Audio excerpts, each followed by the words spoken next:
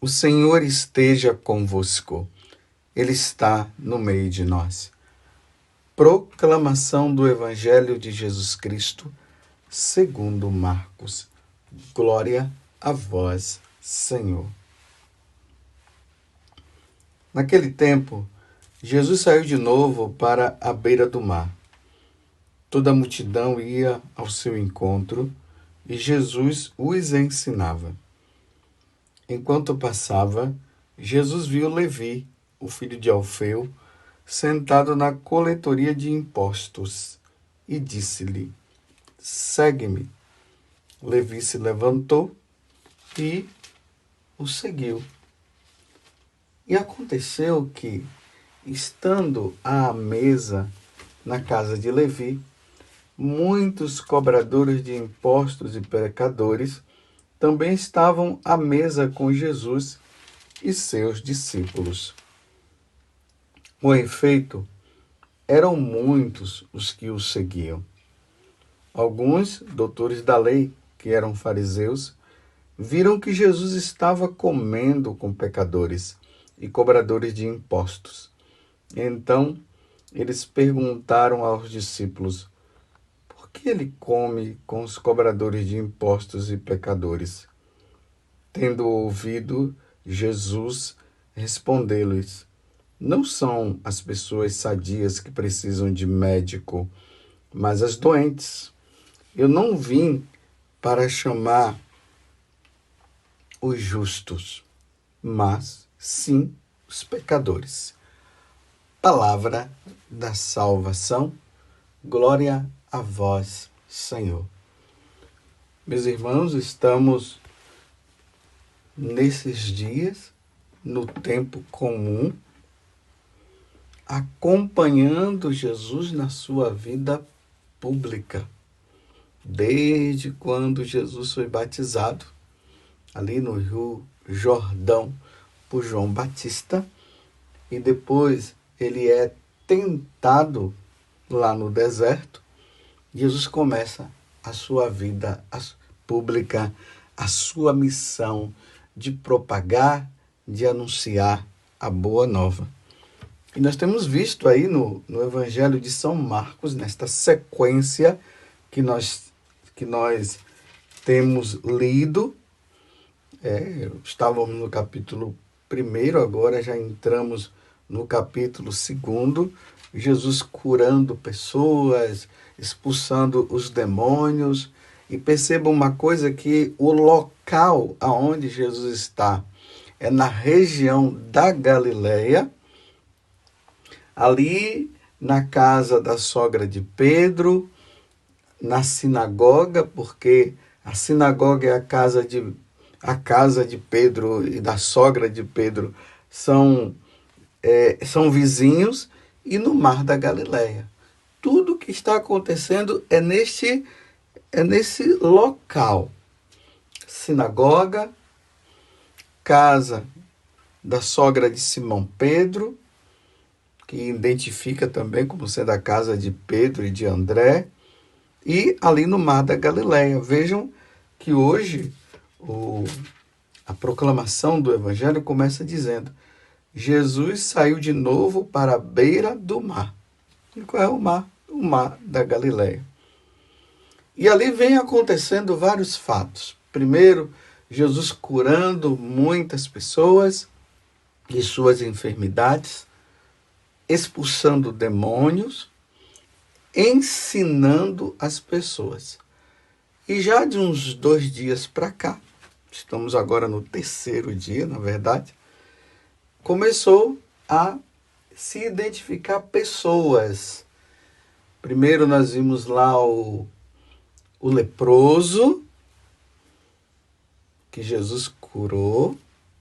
Depois o paralítico, que foi levado ali na casa da sogra de Pedro. E agora Levi, que depois vai se tornar o grande apóstolo Mateus, e o evangelista também, porque ele escreveu também o evangelho de nosso Senhor Jesus Cristo, segundo São Mateus. Quem era Levi? Aqui está dizendo, deixando bem claro, era um cobrador de impostos. Ele ficava ali na coletoria, recebendo o dinheiro que as pessoas, que os judeus eram obrigados a pagar. Aqueles impostos para César. E Levi não era fácil, não. Ele era corrupto.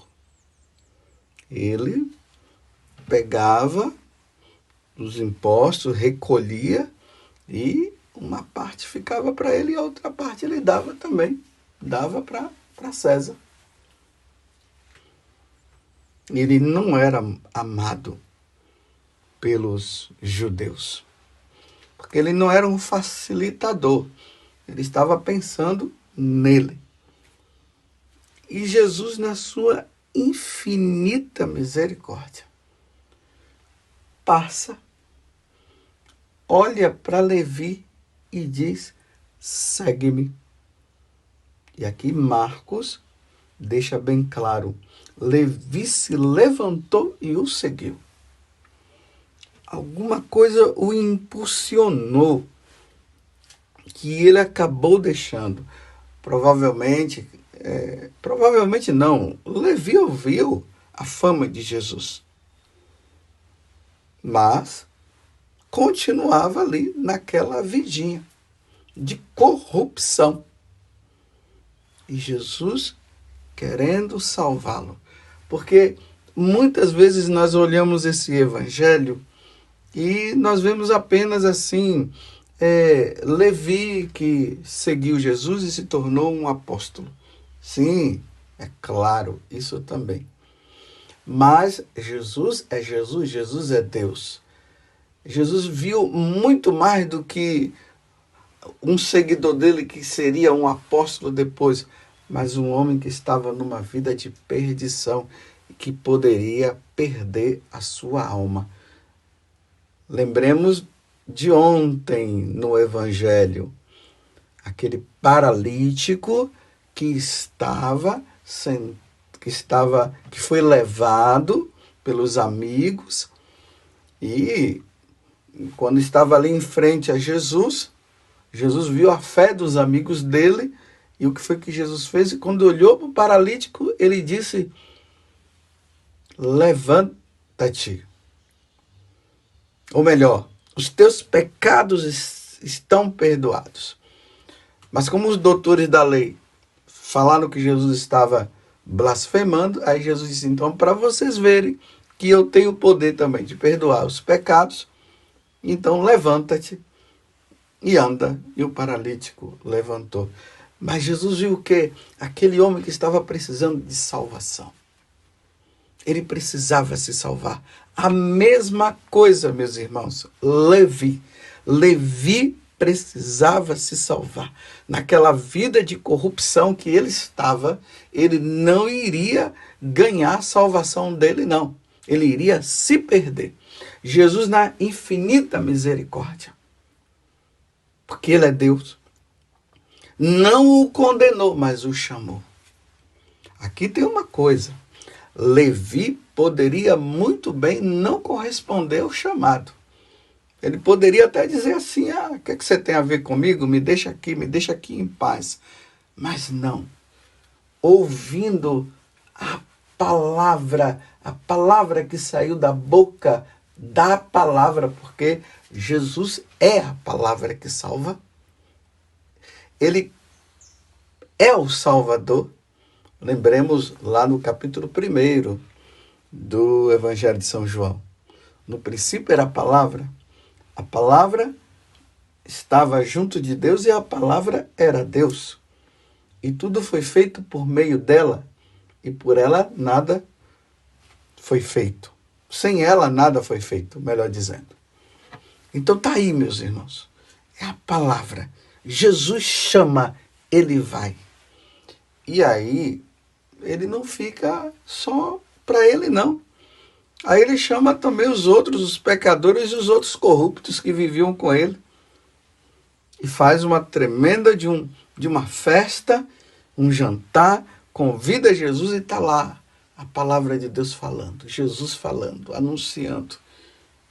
Mais uma vez agora vem os doutores da lei, começa a julgar Jesus de novo, como é que ele pode estar com os cobradores de impostos e os pecadores, porque eles se julgavam santos, né? Esses doutores da lei, os fariseus se julgavam santos e não se misturavam com os pecadores. Então eles ficaram admirados de ver Jesus misturado com eles. E aí Jesus termina dizendo: eu não vim chamar justos, mas sim pecadores. O médico vem para os doentes, não é para os sãos. Mateus se salvou por meio da palavra. A palavra que é Jesus, nosso Senhor. Até mesmo aproveitando a primeira leitura da carta aos Hebreus, capítulo 4, do versículo 12 a 16, lá vai dizer que a palavra de Deus, olha, a palavra de Deus, Jesus, é viva, eficaz e mais cortante do que qualquer espada de 2 gumes. Ela penetra até dividir a alma e espírito, articulações e medulas. Agora veja, ela julga os pensamentos e as intenções do coração. Jesus sabe, ele é a palavra. É ele que julga os pensamentos e as intenções do coração, porque ninguém mais consegue penetrar nos pensamentos do outro e muito menos no coração. Nós podemos deduzir as situações a partir, né, a partir do momento em que as pessoas vão agindo, vão fazendo. E muitas vezes nós podemos até julgar de forma até errada. Mas Jesus não. Ele é a palavra. Ele penetra. E essa palavra, ela julga os pensamentos e as intenções do coração. E não há criatura que possa ocultar-se diante dela. Nenhum ser humano pode se ocultar diante da palavra, diante de nosso Senhor, diante dos seus ensinamentos. Vou dizer uma coisa, não adianta se esconder não para pecar, porque pode ser que os seres humanos não vejam, mas Deus vê. Ninguém pode ocultar-se diante dela. Tudo está nu e descoberto aos seus olhos, e é a ela que devemos prestar contas. Um dia iremos prestar contas diante desta palavra que é Jesus e diante dos ensinamentos que ele nos trouxe. O Salmo 18, na liturgia de hoje, o refrão vai dizer: vossas palavras são espírito e são vida. Tendes palavra ao Senhor de vida eterna. A palavra de Jesus nos dá vida eterna. Ela nos salva, porque a lei do Senhor é perfeita. Vem dizer que eu li algumas coisas na palavra de Deus lá, que está tudo errado. Não, não tem nada errado. É perfeita. Ela conforta a nossa alma. E os preceitos do Senhor são precisos. São precisos. É ela que nos redime, é ela que nos salva. Aqui eu pergunto para você, diante desta palavra que é Jesus, que chamou Levi, que estava com os pecadores, os cobradores de impostos. E ele mesmo, aqui Marcos vai dizer, que Jesus disse que ele veio. Eu não vim, vou usar a própria palavra que está aqui, eu não vim para chamar justos, mas sim pecadores. Quanto tempo faz que você não medita a palavra de Deus? Quanto tempo faz que você parou e colocou de lado? É interessante, meus irmãos, que a Sagrada Escritura é o livro mais vendido, mas também não é o mais lido, não. Pessoas que compram ali a Sagrada Escritura, onde está a palavra de Deus que nos salva, Ele que nos ensina, coloca lá num lugar especial na casa, mas ninguém lê. As teias de aranha já estão tomando conta. Como nós iremos nos salvar sem ouvir o que Deus tem a nos dizer e nos indicar e nos mostrar? Lembremos que lá no Antigo Testamento Deus disse que Ele ia colocar no coração das pessoas uma fome da sua palavra. Sede também, mas fome da sua palavra. O mundo de hoje, se os homens estão se perdendo, é porque não estão ouvindo a Deus. Não estão meditando a palavra que cura e que salva, que nos liberta das entranhas e das amarras do pecado e das garras de Satanás. Você tem lido a palavra de Deus? Seremos julgados por ela. Um dia quando Deus me chamar, eu que anuncio essa palavra, que na minha insignificância, mas com auxílio de Deus, eu ajudo você a compreender, mas eu ajudo você a compreender a partir daquilo que eu medito, que eu leio todos os dias. E ali, consultando os santos padres, o que a igreja nos deixou como esse depósito da fé. Eu medito para mim e depois medito e levo para você. Por eu ser sacerdote, eu tenho essa obrigação de ter que falar, de ter que anunciar. Você tem lido a palavra de Deus? E como eu estava falando antes, um dia, tudo que eu falei, tudo que eu ensinei, eu irei prestar contas a Deus do que eu vivi e do que eu não vivi. Peço muito a Deus a graça da fidelidade. Que Deus me dê a graça da fidelidade. Tem pessoas que por preguiça, ou até por medo de Deus, porque nós não devemos ter medo de Deus assim, não é nesse sentido. Ele diz, eu não vou ler não a palavra de Deus, porque lá vai começar a falar coisas que eu gosto de fazer e vai dizer que é para eu não fazer. Ignorância. Me desculpe, burrice. Não quer se salvar, não. Quer se perder. Está premeditando para depois, quem sabe, chegar diante de Deus. Eu não sabia. Não sabia o quê? Sabia sim. Não, você não quis e se escondeu, fugiu. Nós não podemos fugir da palavra. Nós precisamos buscá-la, porque ela veio para nos salvar. Eu não vim para chamar justos, mas sim os pecadores. Aonde tiver um pecador, Deus está ali a nos falar e está dizendo, saia, saia, saia, vá por aqui, não vá por aí, porque senão você vai se perder. Foi isso que Jesus veio nos fazer. E era isso que acontecia quando as pessoas ouviam.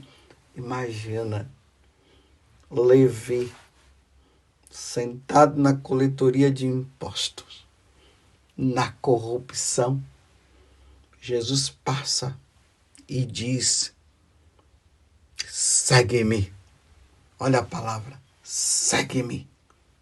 E ele o seguiu e nunca mais o abandonou. E aonde é que está Levi agora? Faz parte do coro dos apóstolos lá no céu. Porque foi fiel.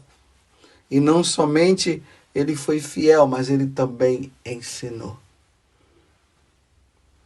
Vamos, meus irmãos, vamos meditar a palavra de Deus. Vamos ler. Vamos ouvir essa palavra que nos salva, porque os preceitos do Senhor, eles são precisos, como diz o Salmo 18 hoje. São precisos. É conforto para a alma. A lei do Senhor Deus é perfeita, conforto para a alma, e o testemunho do Senhor é fiel, sabedoria para os humildes. Aonde está a palavra de Deus na sua casa?